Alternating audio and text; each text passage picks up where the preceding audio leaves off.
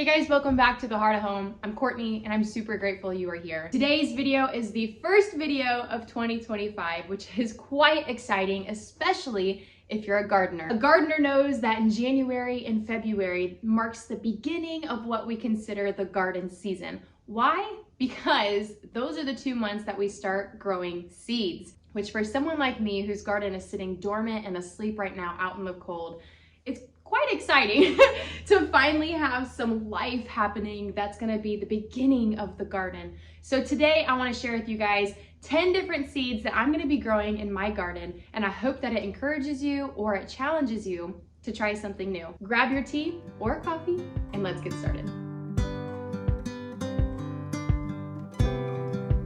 I actually wanna show you guys, before we jump into those 10 seeds, what I've been storing my seeds in. So I saw this idea online in so many different places at this point. I can't even give credit to one person. It's basically a photo keeper of 4x6 photos. This is what it looks like. I got it on Amazon. I'll go ahead and link it below in the description if it's something you're interested in. The reason I really love it is one, I can put my stickers on it, which to me is wonderful. If you're a sticker collector, you get it. But also this container keeps all of the seeds dry and organized, minus the stuff on top. So I've got all of these organized. I've seen people print off labels or just use like a Sharpie or even just a dry erase marker and write on them what exactly they are. Like right here, I have a bunch of legumes in here.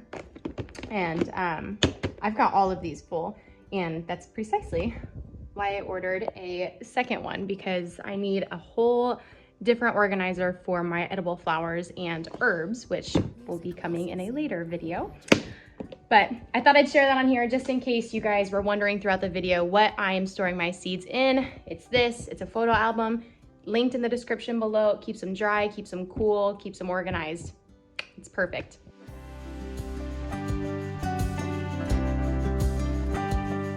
Okay, so to preface a lot of this, you're going to see seeds from a variety of different companies. I really love Organo Republic, Baker Creek Rare Seeds.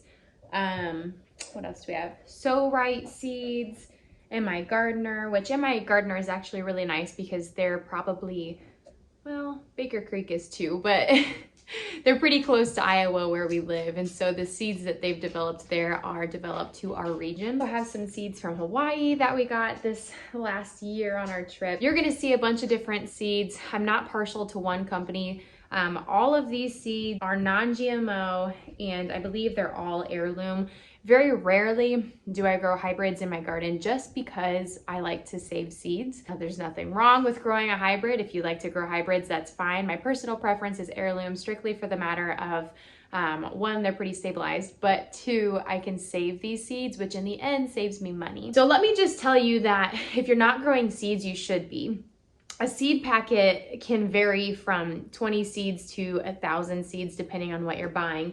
For example, the 2 okra varieties I'm going to share with you guys, one packet had 50 seeds and the other one had 200. Why?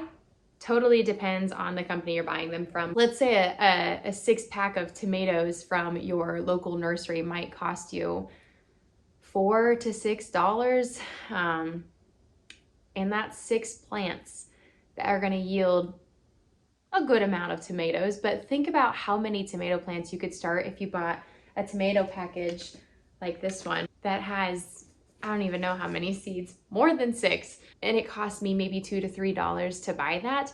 You could be growing a significant amount more food for a significantly lower cost. If gardening interests you, if that's why you're here, because you're going to take on the endeavor of gardening, just learn to start seeds from the beginning, because you're going to save yourself so much money. It does take a little bit more time, but I promise you it's worth it. Okay. I've got my wonderful journal here where I wrote all of my information down to share with you guys. So let's get started. My number one favorite tomato plant that I grew last year, which took me by surprise, was this Jersey Devil tomato. Now it's not labeled as a Roma. However, it is very much like a Roma, and it beats out all other Romas, even the Amish paste that I've grown before. They're usually about 6 inches in length. They're very meaty. There's very few seeds, and they taste delicious. They don't taste like an acidic tomato or like a slicer or like a tart cherry tomato. Like, they are sweet and have like a very robust, earthy tomato flavor. They're so good. I cannot talk highly enough about these. You need to grow them, especially if you want to make things like tomato paste, ketchup, salsas, just diced tomatoes, stewed tomatoes, whatever you want to do for canning and preserving. These are the way to go. If you're starting them inside, you want to start 6 to 10 weeks prior to your last frost date, which can be found if you just Google your local or the closest city to where you live. Just look up for last frost date of X city, and it'll give you a range. For us in zone 5A/5B, it's right between May 10th to May 20th. So I'm basing all of my frost date off of May 10th. So back to this, it'll be ready in 90 days typically. They do come on pretty strong. They are indeterminate, which means the more you pick them, the more they will grow, the more stable the climate and the environment is, the more blooms will be put off to grow the tomatoes. This nightshade, these tomatoes, so good. Go get you some. Oh, I could make a whole video on tomato plants that I think you should be growing, but Jersey Devil was hands down the best one. The second one that I've tried before that I'm very excited to try again is this tomato. It's a pineapple variety, also from Baker Creek or rareseeds.com. Really love this slicer. One, it's super beautiful, but it's also very sweet. It's fleshy. They're supposed to be very prolific, very fruity, perfect to put on just like a tomato sandwich with some salt and pepper, maybe a little bit of mayo. They claim that they are family favorites. They're very large. They're 2 pounds each, which is huge. I'll definitely be testing that this summer. So these, again, you want to start 6 to 10 weeks beforehand, and they have a 90-day harvest window. All right, a third one that I'm going to be trying. I've never grown these before. I'm going to be trying to grow habanero peppers this year. Now, the reason I'm going to be growing such a hot pepper in my garden is because we actually get Georgia peaches every year. There's a friend of ours that's been driving down to Georgia for years now and literally loads up her little Escape full of bushels of Georgia peaches, which I used to live in South Carolina, and so it rings a very nostalgic bell in my heart. And so I've been wanting to make some habanero peach jam. And so I'm going to be attempting to grow some habanero seeds that a friend gifted me so kindly. Habaneros you want to start them 6 to 10 weeks before your last frost date. They also have a 90-day harvest window. They're in the nightshade family, and they are also indeterminate, which means the more that you pick, the more you will get.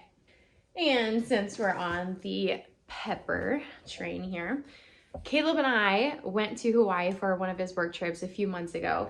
And while we were there at one of those little ABC stores, if you've been there, you know what I'm talking about, I saw that they had a bunch of just local seeds for sale. And so I was intrigued.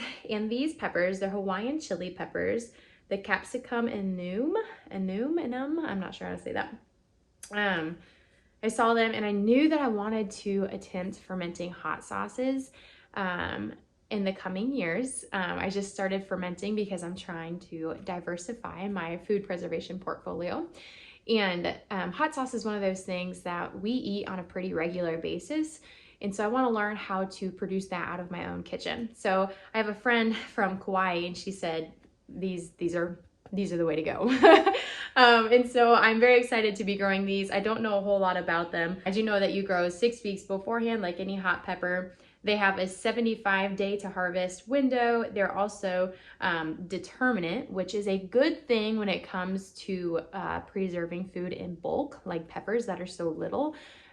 Determinate means that the plant has already determined how many fruit blossoms it's going to produce. And so it doesn't matter if I continue to pick them, they're going to be done as soon as they set off the fruit. But that also means it's all going to come off at one time, which is exactly what I want when I'm doing something like fermenting peppers for hot sauce. You know, the alternative, which is kind of, I put it in the same category as those chili peppers because these are also chili peppers, but they're cayenne. I'm going to be trying these for hot sauce as well. The only thing with these chili cayennes is that they are indeterminate. So the more that I pick them, the more they will grow. However, that means that the window of their harvest window is going to be a lot longer, which means I'll have to collect them over time, which isn't terrible, but that's kind of the difference between the two. So I'm excited to try them both right next to each other. Okay, now if you have been here since the beginning, you know that my black garbanzo beans did not love me. I had a very rough year starting seeds. I started them way too late just because beans typically will grow, they'll germinate really quickly and they take off very quickly, especially when they're in the heat, which they love. They just did not, I don't know if it was the soil, if it was too hot, if it was just the timing of when I put them in. I don't know what the issue was, but they were not happy. So I am excited to be growing these again. One, because they're super delicious. They're earthy, they're nutty, and they're denser than like the traditional garbanzo or chickpea, which makes them better for like salads or stews. Like they won't get as mushy, but also they're so cool. They're black. I love plants that are just go against the tradition of gardens. It's black, it's not green. It's delightful. I'm also excited for a challenge. I try to grow something new every single year, which this year I'm growing quite a few new things.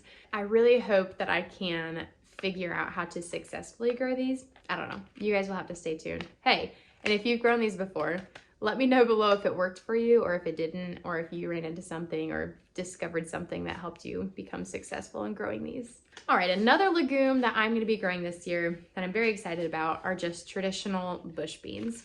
So these are the Provider variety. These are from Organo Republic. I will start these 2 to 4 weeks before our last frost date, so right around in April. They mature in 60 days. They are a determinate type, which is good. In our food pantry, where all of my canned goods are, I've noticed that I've been lacking on the beans, which I didn't grow last year. And so this year is going to be the year of restocking our green beans stash. And so having a determinate bush variety, any bean plant that's a bush variety is going to be determinate. Any bean plant that is a pole variety, for the most part, is going to be indeterminate. These bush beans are all going to come off at the same time, which means I can collect them all and I can go ahead and blanch them and get them canned and preserved and put away for winter. So another swap that I'm trying to make in my kitchen is my spices. Now, we don't have a lot of land. We live in a suburban home with a fenced in yard on the edge of town. And so we're trying to make do with the space that we have and trying to make swaps in our kitchen and in our home that we can afford to.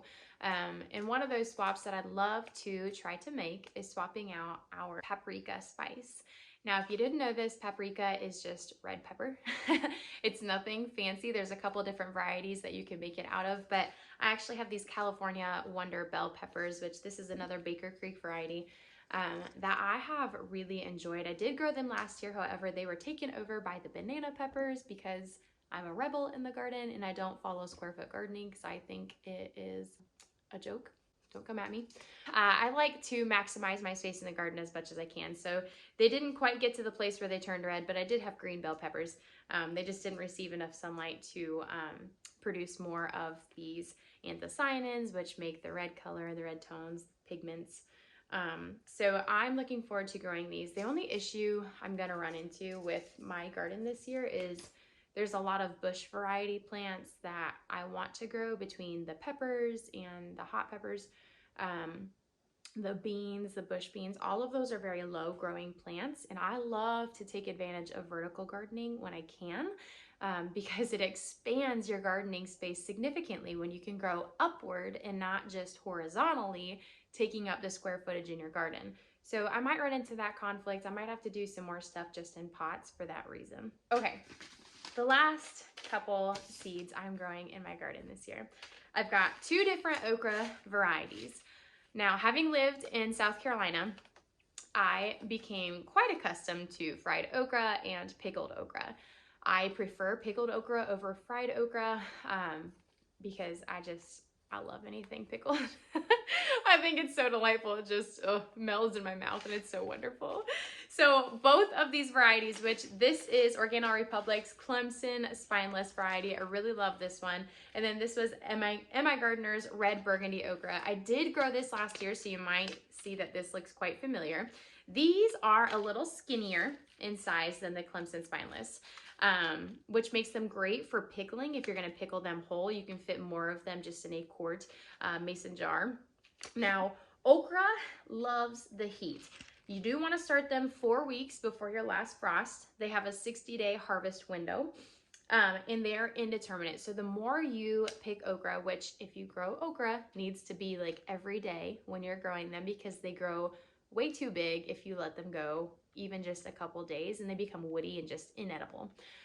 But okra is super, super easy to grow. This plant loves to grow wherever you plant it, as long as there's enough heat. Clay soil, rocky soil, waterlogged soil. I mean, these things are resilient. And so if you are finding yourself in a property that doesn't have great soil yet, if you're trying to build that up, try some okra, because I guarantee you, you will find success somehow, some way if you try to grow okra. At least that's how it's been in my case. The Clemson Spineless, they're also good to pickle. I actually loved dicing these up, or just slicing them, not dicing them, but just to about a 1/4 inch size, throwing them in a skillet with some butter, and they were so good. But again, you can also pickle these. They are skinnier than other types. Like the Star of David variety is very stumpy, which also makes it great to throw in a skillet with some butter, salt, and pepper, but they're just not ideal for pickling. So you can get like 2 or 3 in a jar, which is just a waste of space. Don't even do that.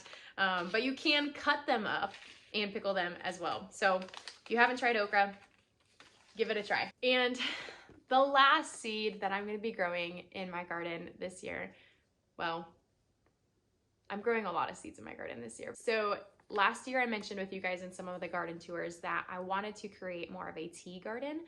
When we bought this property that we're on, which it's been about 1.5 years now, it was just overgrown with poison ivy, Virginia creeper, all sorts of other plants that just took over and have just destroyed the yard.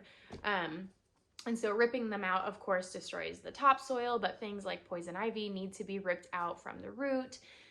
Virginia creeper as well. A lot of these crawling plants, they all needed just to be ripped up. So when we did that, we reshaped the landscape in the front yard.